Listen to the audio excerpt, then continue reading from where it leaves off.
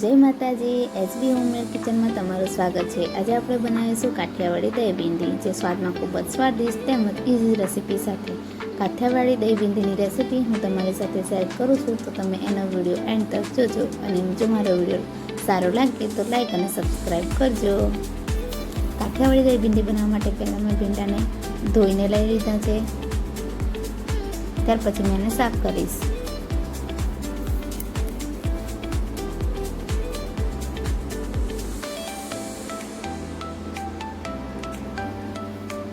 મેં બધા ભીંડા સાફ કરી લીધા છે, ત્યાર પછી હવે એને કાપવાના છે। તો આપણે આ રીતે ભીંડાને કાપી લઈશું।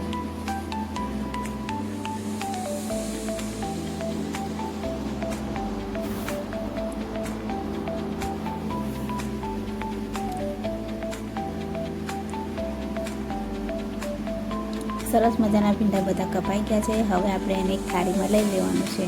અને થાળીમાં લઈને મેં વચમાંથી બી કાપવાની છું, કારણ કે જો ખરાબ ભીંડા નીકળે એના માટે, તો આપણને ખબર પડે।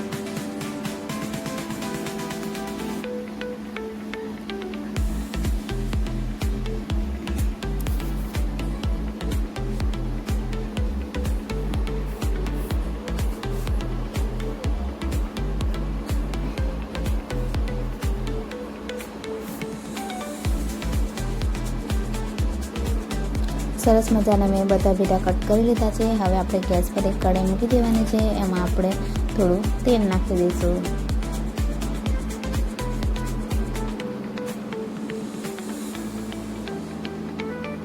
તેલને ગરમ થવા દેવાનું છે। હવે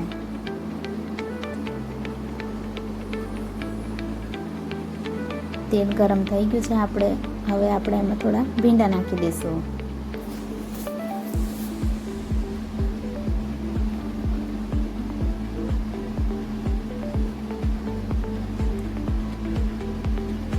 ત્યાર પછી એમાં થોડી હળદર નાખવાની છે અને સ્વાદ પ્રમાણે મીઠું નાખવાનું છે।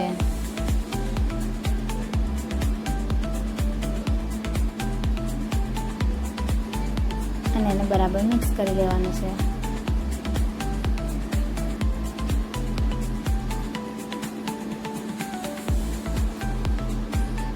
હવે ભીંડાને આપણે થોડી વાર માટે શેકાવા દેવાના છે। ત્યાં સુધી આપણે એક વાડકામાં થોડું દહીં લઈ લેવાનું છે અને એમાં થોડી હળદર નાખવાની છે। ત્યાર પછી સ્વાદ પ્રમાણે મીઠું લેવાનું છે, લાલ મરચું લેવાનું છે, ગરમ મસાલો અને થોડું પાણી એડ કરવાનું છે અને એને બરાબર મિક્સ કરી લઈશું।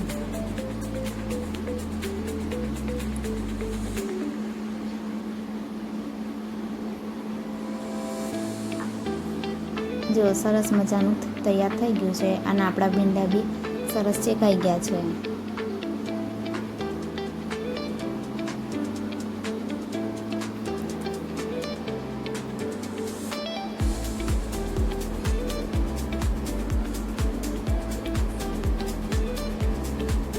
હવે આપણે ભીંડાને એક થાળીમાં કાઢી લેવાનું છે।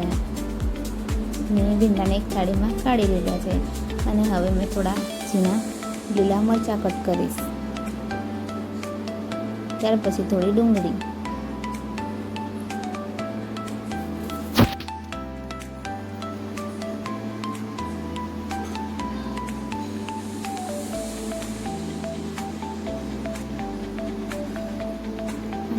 એક કઢાઈ લીધી છે, એમાં આપણે તેલ લઈ લેવાનું છે। તેલ ગરમ થઈ ગયું છે, હવે આપણે એમાં થોડું જીરું રાઈ નાખી દેવાનું છે।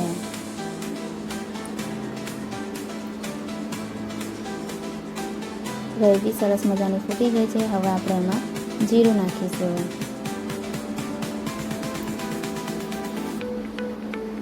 જીરું બી સરસ મજાનું લાલ થઈ ગયું છે। હવે એમાં આપણે થોડી ગાર્લિક પેસ્ટ નાખવાની છે, લીલા મરચાં અને લીમડીના પાન, અને મિક્સ કરવાનું છે। અને ત્યાર પછી ડુંગળી નાખી દેવાની છે અને મિક્સ કરવાનું છે। હવે થોડી વાર માટે એને શેકાવા દેવાનું છે।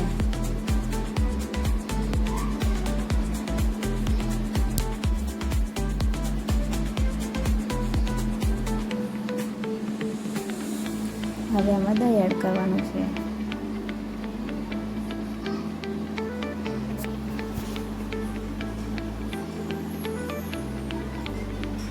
ત્યાર પછી એમાં ભીંડા નાખી દઈશું અને થોડી વાર માટે ગેસની ધીમી આંચ પર એને ચડવા દઈશું.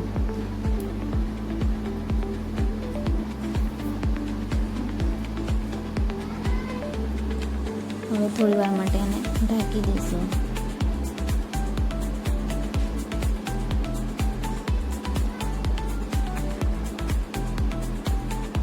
જોઈ શકો છો સરસ મજાના દહીં ભીંડી તૈયાર છે.